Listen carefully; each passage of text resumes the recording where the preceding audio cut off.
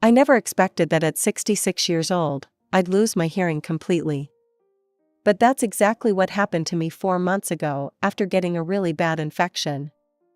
I'm Mina, and this whole mess started when I woke up one morning in the hospital, unable to hear a single thing. It wasn't like I had a lot of people to talk to anyway. My daughter Lucy and I hadn't spoken in years, not since her father, my husband, passed away. That whole situation still makes my blood boil when I think about it. Lucy showed up at my house just days after the funeral, demanding that I sell our family home and give her half of everything her father had left behind. I remember staring at her, shocked that she could be so cold about it. "Lucy," I told her, "your father left everything to me in his will. You'll get it all anyway when I'm gone, you're my only child. Why are you in such a hurry?" She didn't like that answer one bit. "That's not fair," she yelled. "I have my own family to think about. I can't just sit around waiting for you to die." Those were the last words we exchanged before she stormed out. After that, we lived completely separate lives, her with her husband Mike and their kids in some rental house across town, me alone in the big house where I'd lived with her father for over 40 years.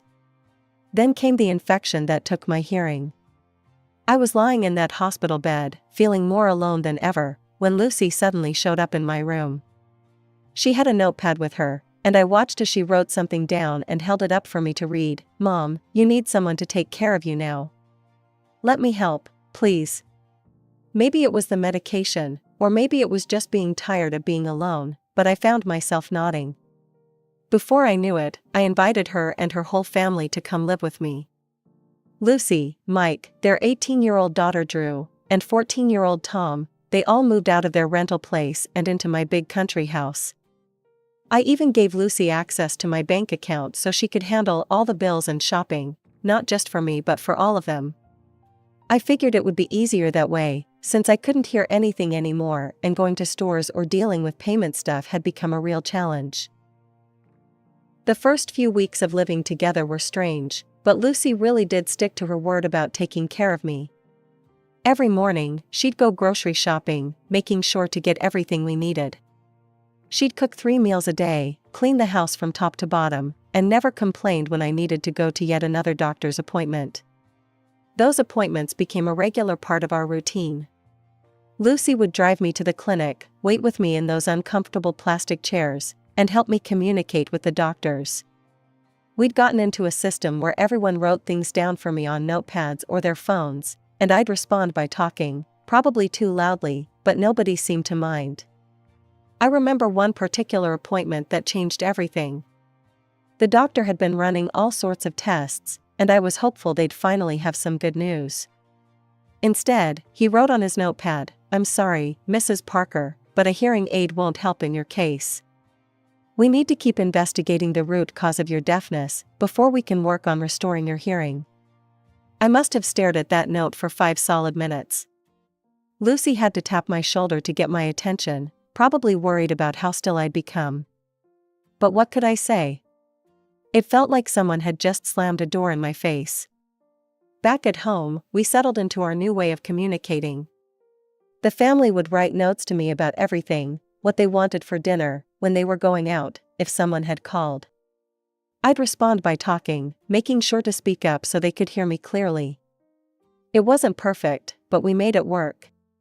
My granddaughter Drew turned out to be a real blessing during this time.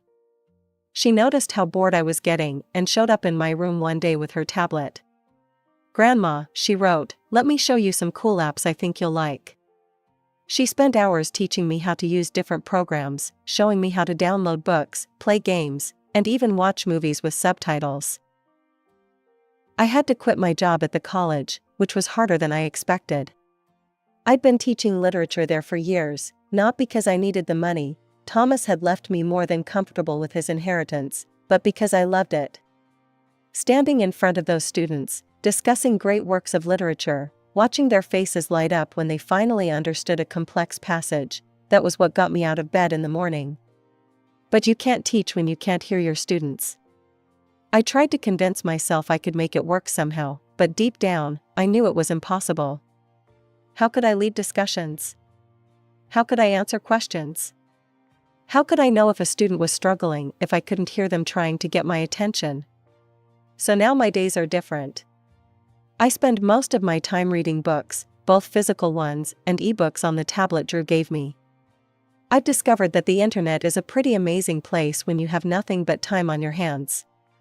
I've found websites about everything you can imagine, and I've even joined some online book clubs where everything is written rather than spoken.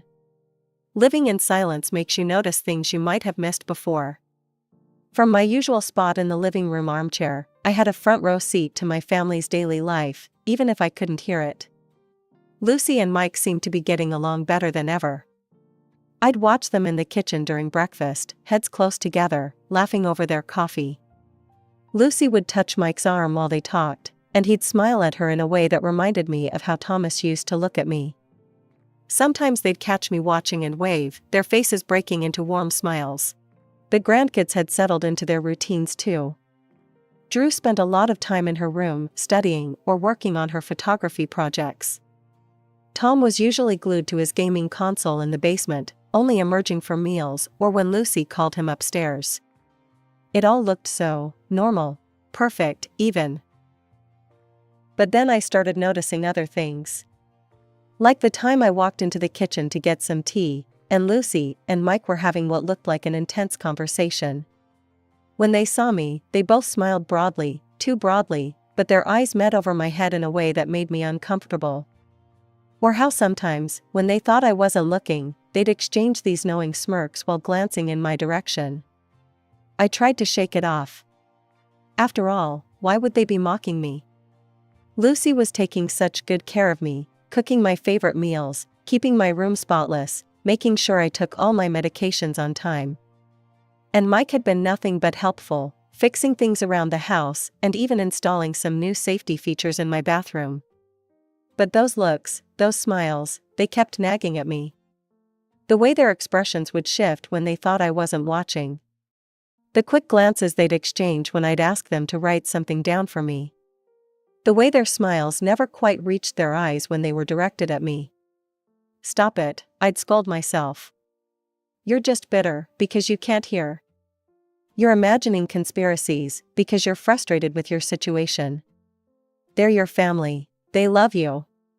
Weeks passed like this, with me constantly second-guessing everything I saw. Was that laugh really at my expense? Did that whispered conversation stop because I entered the room? Was I really seeing mockery in their expressions, or was it all in my head? Then came that morning, it must have been around 6 a.m. I was sleeping soundly when something jolted me awake. At first, I was confused, disoriented. Then I realized what had woken me, a car horn blaring loudly from the street outside. I jumped out of bed, already pulling on my robe, ready to go give that inconsiderate driver a piece of my mind. I was halfway to my bedroom door when it hit me, I had heard the horn. I had actually heard it. My hand started shaking as I stood there in the middle of my room. I could hear the early morning birds chirping outside my window. I could hear the hum of the heating system. I could hear the old floorboards creaking under my feet. My hearing was back. After 4 months of nothing but silence, I could hear again. My heart was still racing with excitement as I headed toward the stairs. I couldn't wait to tell everyone about my miracle, that my hearing had returned. But halfway down the staircase, I heard voices coming from the living room. Lucy and Mike were already up, talking in low tones. "I'm so damn tired of this," Mike was saying, his voice dripping with irritation. "How much longer do we have to keep pretending? Pretending to care about your mother. Acting like we're one big happy family. I'm sick of tiptoeing around that old woman. When is she finally going to die?" I froze on the stairs, my hand gripping the railing so hard my knuckles turned white. But what came next was even worse. "Just be patient," Lucy replied, and I could hear the smile in her voice. "It won't be much longer. I mean, look at her, she's already lost her hearing. That's usually the first sign of overall decline in old people. Once they start losing their faculties, they usually give up pretty quickly. She'll probably just waste away." The world tilted sideways for a moment. I had to sit down on the stairs, my legs too weak to hold me up. My own daughter. My own flesh and blood was sitting down there, calmly discussing my death with her husband. All those suspicious looks I'd noticed. I hadn't been paranoid after all. It took everything I had not to break down right there. I stood up, straightened my robe, and walked down the rest of the stairs. Entering the living room, I made sure to walk heavily. After all, a deaf person wouldn't know to step quietly. I smiled broadly at them and practically shouted, just as I had been doing for the past 4 months, "Good morning. It's such a beautiful day." They jumped a little at my entrance, but quickly recovered. Lucy gave me that sweet, fake smile I now recognized all too well, while Mike nodded enthusiastically. God, how had I not seen through this performance before?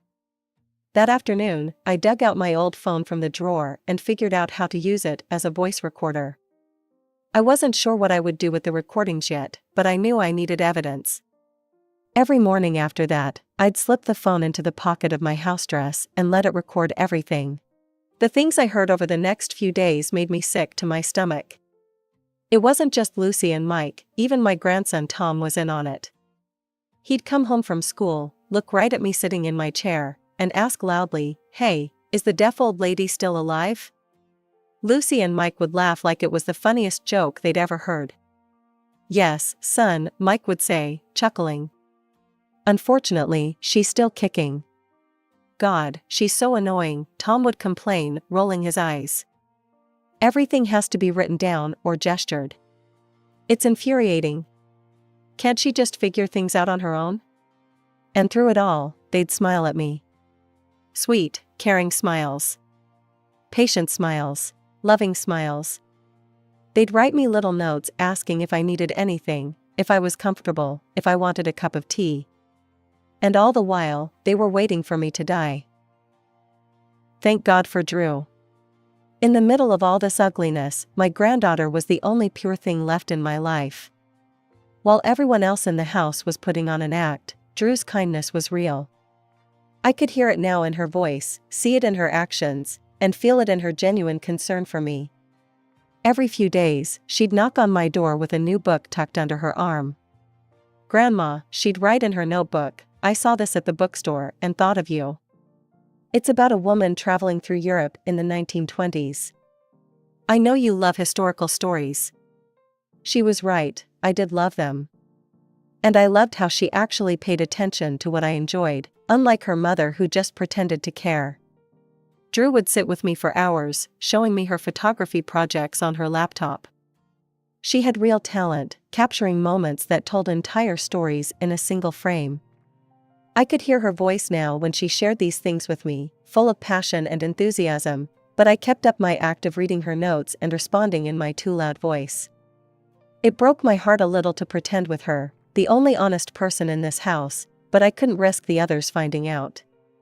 But what truly touched my heart was how she stood up for me when she thought I couldn't hear.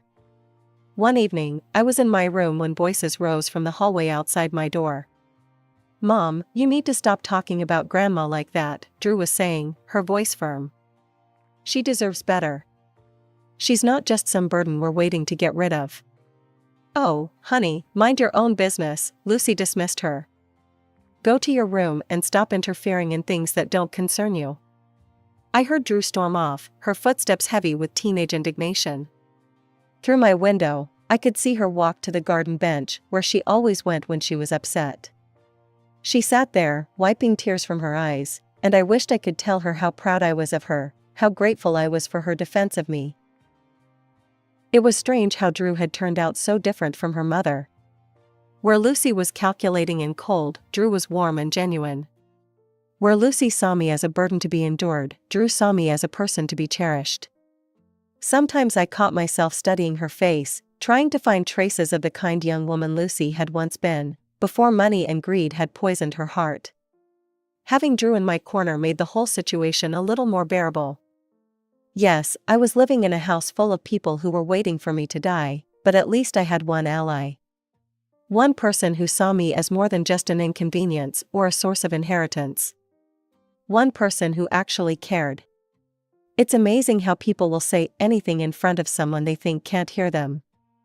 I was sitting in my usual spot in the living room, pretending to be absorbed in my book, when Lucy and Mike started talking about money. My money, to be specific. "So how much have you managed to get out so far?" Mike asked casually, as if they were discussing the weather. He was sprawled on the couch, feet up on my coffee table. Lucy was flipping through some papers, probably my bank statements. "About 25,000 so far." I nearly dropped my book, but caught myself just in time. $25,000? They'd stolen $25,000 from me? Mike scoffed. "That's it? Come on, Lucy, you need to be more aggressive about this. That old bag has more money than she knows what to do with. She wouldn't even notice if you took twice that amount." I kept my eyes fixed on my book, turning a page slowly, playing my part. Inside, my heart was pounding so hard I was afraid they might hear it. "It's not that simple," Lucy said, sounding annoyed.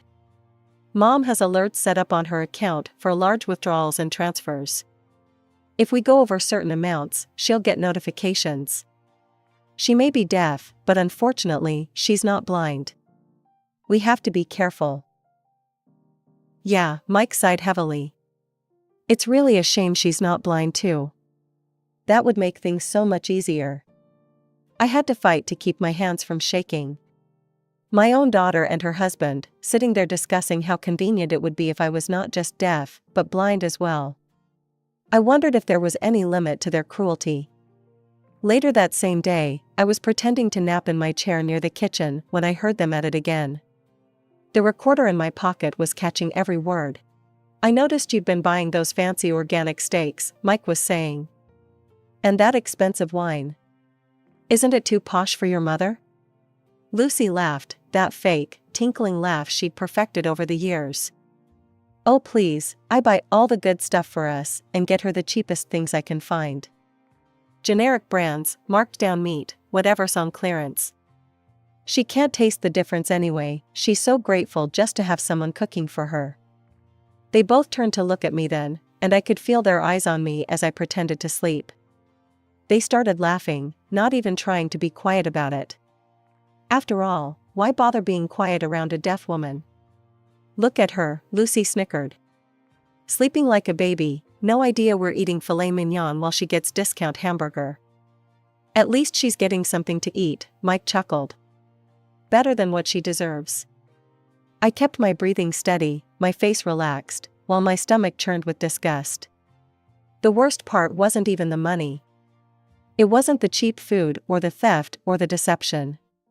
It was hearing the absolute glee in their voices as they discussed taking advantage of me. They weren't just stealing from me out of desperation or need, they were enjoying it. They were having fun making a fool out of the deaf old lady who had welcomed them into her home.